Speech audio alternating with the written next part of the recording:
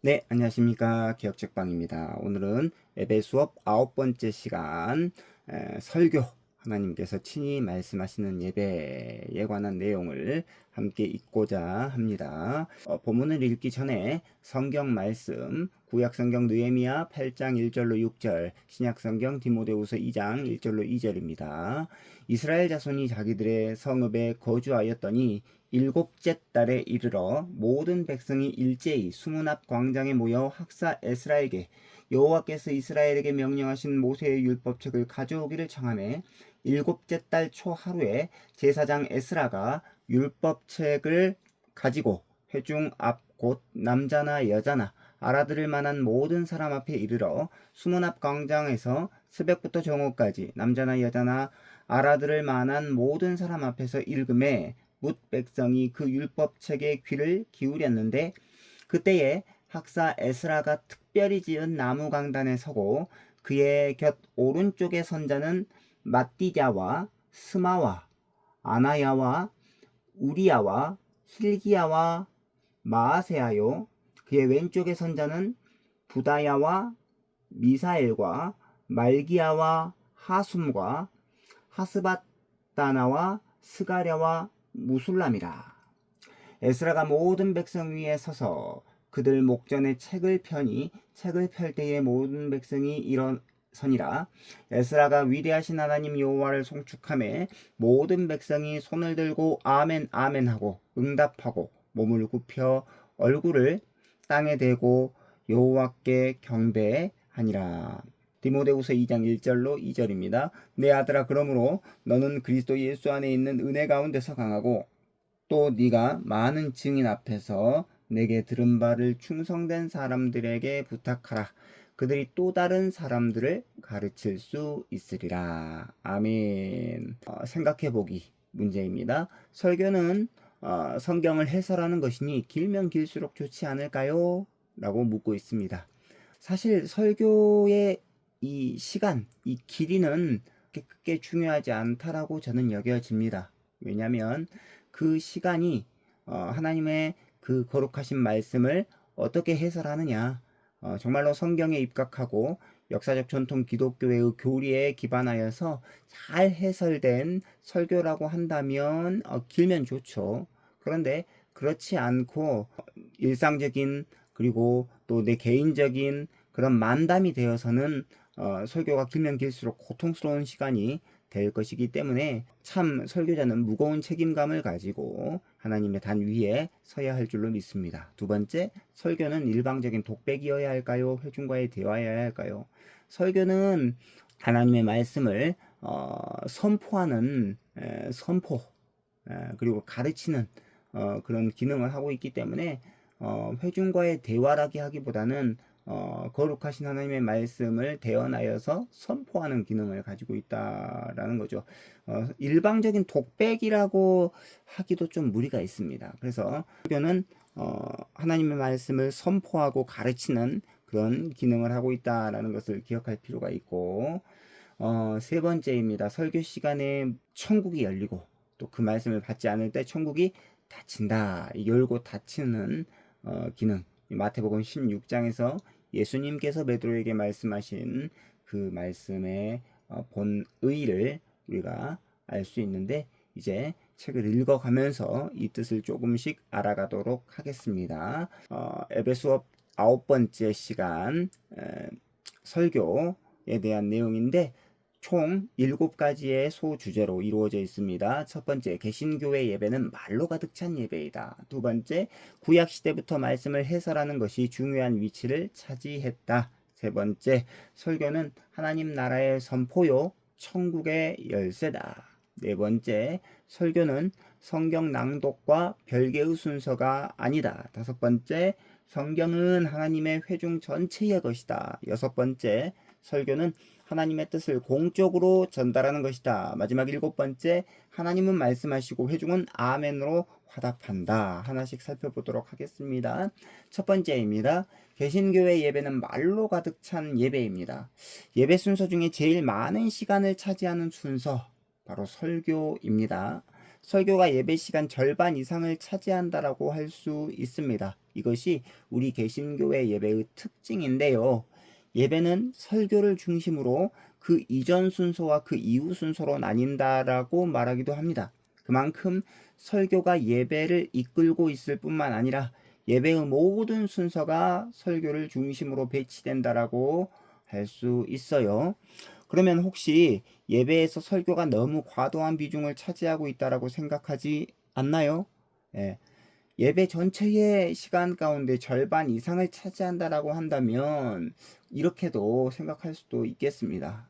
그런데 우리 개신교회의 예배는 말이 많은 예배다라는 것을 기억할 필요가 있습니다. 말로 가득 찬 예배, 이게 바로 우리 개신교회 예배의 특징인데요. 설교 위주의 예배니까 그럴 수밖에 없습니다. 그런데 이 말이 많은 우리 개신교회의 예배는 여백과 침묵을 이제 조금씩 확대해 갈 필요가 있다라고 저자 목사님은 말씀하고 있습니다. 그리고 성령님은 말씀을 통하지 않고서는 역사하지 않으시죠. 왜냐하면 하나님은 본래부터 태초부터 말씀으로 세상을 창조하셨기 때문입니다. 그리고 예수 그리스도도 태초에 말씀이 계시니라 라고 해가지고 말씀으로 존재하셨습니다. 성령님도 마찬가지입니다. 성령님은 말씀을 통하지 않고서는 역사하지 않으시죠. 하지만 그 말씀 사이의 여백을 통해서도 역사하십니다. 그래서 우리가 항상 이 개신교회 예배가 말로 가득 찬 예배임에도 불구하고 말씀 사이의 여백을 통해서도 역사하시기 때문에 점차 그 여백도 이렇게 넓혀갈 필요가 있다라고 이야기를 하고 있습니다. 두 번째, 구약 시대부터 말씀을 해설하는 것이 중요한 위치를 차지했습니다. 예배 때 설교가 차지하는 위상을 파악하기 위해서는 역사를 거슬려 올라갈 필요가 있는데요. 구약 시대는 제사가 주도하던 시대였습니다. 예루살렘 성전이 중심이 되어 이스라엘의 종교적이고 일상적인 삶 자체가 규율화되었기 때문이죠. 중요합니다. 선지자들은 하나님으로부터 말씀을 받아서 전했습니다. 제사장들은 단순히 제사를 드리는 일만 했던 것이 아니라 자기가 거주하고 있는 곳에서 율법을 가르쳤다라고 하는 사실입니다. 그리고 신명기서에 보게 되면 왕에 대한 그 조건이 나오는데, 왕은요 말을 많이 두지 말고 여호와의 율법의 말씀을 가까이 하여서 백성을 다스릴 것을 신명기 말씀은 우리에게 말씀해 주고 있습니다. 그래서 그리스도의 삼중직, 제사장, 선지자, 왕, 이 삼중직은 하나님의 말씀과 늘 관계가 있다라는 것을 기억할 필요가 있습니다. 초대교회의 예배의 골격, 구약을 지나서 초대교회로 가면 그 초대교회의 예배의 골격은 회당 예배로부터 빚어졌는데, 초대교회는 회당의 말씀 중심 예배를 그대로 이어받았습니다. 종교개혁자들은 4세기부터 확립된 미사 중심의 예배를 말씀 중심의 예배로 바꾸었습니다. 그래서 종교개혁은 말씀의 개혁이요 교회의 개혁이다 라고 하는 사실을 기억할 필요가 있습니다. 자, 설교는 항상 그래서 효력이 있습니다. 설교는 복음의 선포인데 항상 효과를 불러일으킵니다. 종교개혁자들은 이것을 설교가 가진 체질의 효과, 체질 효과라고 불렀습니다. 이 체질이라는 것은요, 알곡과 쭉정이를 가려내는 비법을 말합니다. 이 체질을 할 때 알곡은 밑으로 떨어지고 쭉정이는 바람에 날아가는, 그래서 알곡만 남는 그런 것들이 바로 이 체질 효과죠. 말씀을 통해서 알곡과 가라지, 알곡과 쭉정이가 가려진다라는 것입니다. 말씀이 칼과 같다라는 것을 잘 알고 있습니다. 히브리서 4장 12절 말씀도 좌우의 날선 검과 같다, 칼과 같다 라고 말씀을 비유하고 있는데, 종교개혁자들은 실제로 양날 가진 칼에 이 말씀을 비유했습니다. 한쪽 칼날은 치유하는 칼날이 되고 다른 쪽 칼날은 죽이는 칼날이 된다라고 말입니다. 치유하고 심판하는 이 양쪽의 칼날, 양날 가진 칼날이 하나님의 말씀이다 라는 것이죠. 예수님께서 베드로의 신앙 고백을 받으시고는 복 있다 하시면서 그에게 천국 열쇠를 또한 맡기시죠. 그 천국 열쇠가 무엇입니까? 목사의 설교가 바로 천국 열쇠입니다. 설교를 듣고 받을 때 신자에게 천국이 열립니다. 그리고 그 설교를 듣고도 받지 않을 때 신자에게 천국은 즉시로 닫힙니다. 또 하나의 천국 열쇠는 교회의 권징인데요. 설교는 천국의 문을 열고 닫는 반면에 권징은 반대로 천국을 닫고 엽니다. 그래서 하나님께서는 교회에 장로의 직분을 허락하신 이유가 바로 여기에 있다라고 강조하고 있습니다. 장로는 목사의 설교를 감독해야 할 책임이 있어요. 자신의 마음에 들지 않는 설교라서 싫어하는 것이 아니라 말씀대로 설교하기 위해 같이 협력해야 한다라고 하는 사실입니다. 설교에 대한 책임을 목사와 장로가 함께 짊어져야 된다라는 것이죠. 그래서 당회원인 장로, 특별히 시무장로는 말씀을 가르치는 장로인 목사의 설교를 감독하고 잘 함께 이렇게 책임을 짊어지는 자다라는 것을 기억할 필요가 있습니다. 네 번째입니다. 설교는 성경 낭독과 별개의 순서가 아니다. 목사 개인의 취향과 자질, 의도에 의해서 좌우되기 쉬운 것이 바로 설교인데요. 목사는 설교에서 엄청난 자유를 누릴 수 있습니다. 하지만 성경 낭독이 있죠. 설교하기 이전에 그 성경 낭독, 일정한 성경 말씀을 읽고 나면 설교는 그 성경 말씀에 의해서 할 말이 정해지게 되어 있습니다. 성경 낭독 때문에 설교에서 목사의 자유가 제한됩니다. 설교에서 목사의 자유가 무제한적일 수 없는 이유가 바로 여기에 있습니다. 자, 그리고 또한 적용이 없는 설교는 뭔가 모자라는 설교다라고 생각할 수도 있는데요.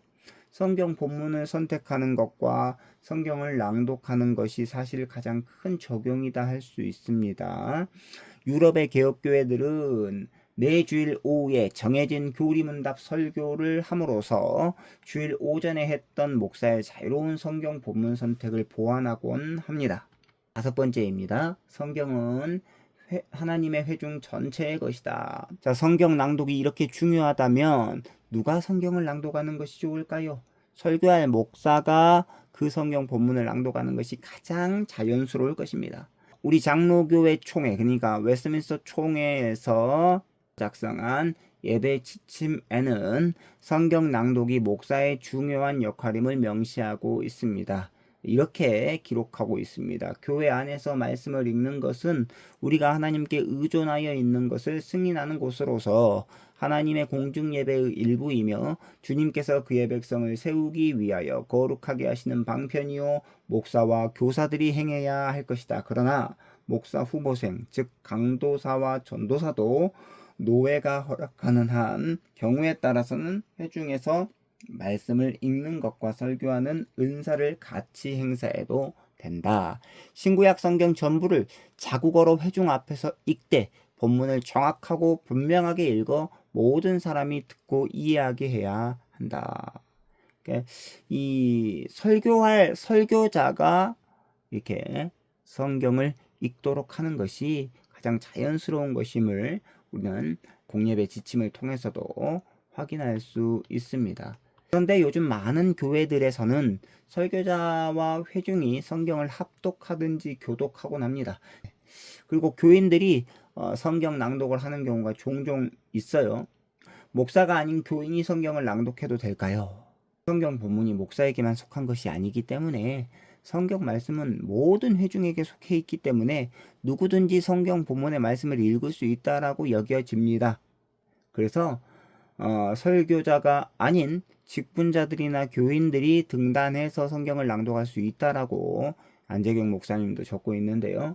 하지만 성경을 낭독하는 자는 잘 준비하여서 낭독하지 않으면 하지 않는 것이 낫다라고 하면서 본문 말씀을 해설하고 있습니다. 본문 말씀인 느헤미야 8장 말씀을 보게 되면 학사 에스라가 온 회중을 불러놓고 하나님의 말씀을 해설하고 있는 장면을 볼 수 있는데요. 학사 에스라가 특별히 만든 나무 강단에 서서 율법 두루마리를 펼쳤는데 이때 온 회중이 일제히 일어섰습니다. 에스라가 하나님을 송축하니 모든 회중이 손을 높이 들고는 아멘 아멘 하면서 몸을 굽혀 얼굴을 땅에 댔습니다. 얼마나 감격스러운 장면입니까? 하나님의 말씀에 대한 극진한 존경을 표하고 있습니다. 우리도 성경을 낭독할 때 회중이 일제히 기립하면 일어서면 어떨까요? 설교 시간 내내 앉아서 하나님의 말씀을 들을 테니까 성경을 낭독할 때만큼이라도 서서 하나님의 말씀을 듣는 것은 충분히 적용해 볼 만한 방식입니다. 6번째입니다. 설교는 하나님의 뜻을 공적으로 전달하는 것인데요. 성경 낭독이 너무나 중요하지만 설교는 성경 낭독 못지않게 더욱더 중요하다고 할 수 있습니다. 성경 낭독을 되도록이면 많이 하고 설교 시간은 줄여가야 한다고 생각하는 것은 잘못이죠. 설교는 목사의 해설이지만 그 설교가 하나님의 말씀이다라는 것이 중요합니다. 성경 낭독과 설교를 나누고 어느 것이 더 중요하냐를 따지는 것은 맥락을 잘못 짚은 시도입니다. 그래서 종교개혁가들은 엄청난 오해를 불러일으킬 수 있음에도 불구하고 목사가 없이는 교회가 없다라고까지 말했습니다. 말씀에 바른 해설 없이 교회는 설 수 없기 때문이죠. 신자는 개인적으로 성경을 많이 읽어야 되겠지만 예배 때는 하나님께서 목사를 통해 성경 말씀을 공적으로 해설하게 하십니다. 그 설교야말로 회중을 위해서 하나님께서 하시는 말씀이죠. 개인적인 성경 묵상으로 공적인 하나님의 말씀 선포를 대체할 수 없습니다. 그런 의미로 목사는 정말로 엄중한 책임감을 가지고 하나님의 말씀을 전해야 되겠습니다. 7번째, 하나님은 말씀하시고 회중은 아멘으로 화답합니다. 개신교회 예배는 듣는 예배라고 할 수 있습니다. 설교자도 설교하면서 동시에 그 말씀을 듣는 자리로 돌아가야 합니다. 어쨌든 설교자도 회중도 하나님의 말씀을 잘 들어야 되니까요. 하나님께서 말씀하실 때 아멘으로 화답해야 되는 것은 마땅합니다. 한국의 많은 교회들은 설교 후에 다 같이 통성으로 기도하는 시간을 가지기도 하는데 이게 과연 좋은 전통이냐? 저희 때도 그랬고 지금도 그렇습니다. 그런데 설교에 대한 반응으로 합당한 것은 찬송으로 화답하는 것이 자연스럽습니다. 설교 중에도 얼마든지 아멘으로 화답할 수 있습니다. 하지만 설교가 마쳤을 때 크게 아멘으로 화답하면서 찬양하는 것은 그야말로 더욱 아름다운 모습이 아닐 수 없습니다. 설교는 복음의 공적 선포입니다. 설교 시간에 천국이 열리고 그 말씀을 받지 않을 때 천국이 닫히죠. 그래서 성경 낭독과 설교를 통해서 우리는 하나님께서 행하시는 것을 계속 보게 됩니다. 마지막 요약입니다. 예배에는, 특별히 공예배에는 하나님의 말씀이 있습니다. 예배의 3번째 파트라고 할 수 있는 부분은 하나님께서 말씀하십니다 이죠. 예배 인도자나 회중이 성경 낭독을 하고 설교할 목사가 조명을 위한 기도를 한 후에 설교를 하겠죠. 그리고 설교가 끝날 때 설교자는 기도로 마무리하고 설교를 다 들은 회중은 응답 찬송을 올려드립니다. 이렇게 하나님은 고대로부터 회중에게 말씀하셨고 지금도 우리는 하나님께서 친히 하시는 말씀을 들을 수 있습니다. 우리는 설교를 통해 나 개인을 넘어 주의 교회를 향한 하나님의 뜻을 분명하게 들을 수 있습니다.